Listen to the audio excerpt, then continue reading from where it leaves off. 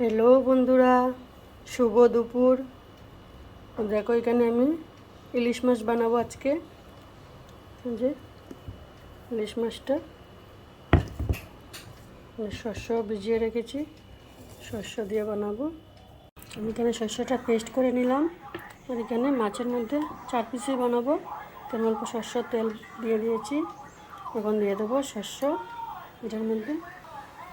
এখানে দিয়ে দিলাম অল্প হলুদের গুঁড়া। অল্প কালার না হলে কেমন লাগে বলো তো, একটু কালার হলে ভালো, দেখতে ভালো লাগে। তো আমি এখানে হলুদের গুঁড়া, অল্প কাশ্মীরি লঙ্কার গুঁড়া, লবণ দিয়ে দিলাম। এখন এটা মাখিয়ে নেব। মাখিয়ে 10 মিনিটের মতো রেখে দেবো। তারপরে কালি জিরা সম্বাস দিয়ে এটা আমি বানাবো। তো আমার এটা মাখানো হয়ে গেছে এবং 10 মিনিটের জন্য ঢেকে রেখে দেবো। 10 মিনিটের মতো রেখে দিলাম। 10 মিনিট হয়ে গেছে বন্ধুরা। এখন আমি কড়াই বসিয়ে নিয়েছি।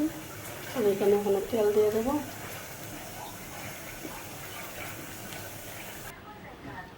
বন্ধুরা, ভিডিওটা অনেক বড় হয়ে যাবে, তার জন্য আর দেখালাম না। এই যে আমার ইলিশ মাছটা হয়ে গেছে। বাই বাই, শুভ দুপুর। কেমন লাগলো কমেন্টে জানাবেন। সবাই ভালো থাকবেন, সুস্থ থাকবেন। Bye bye.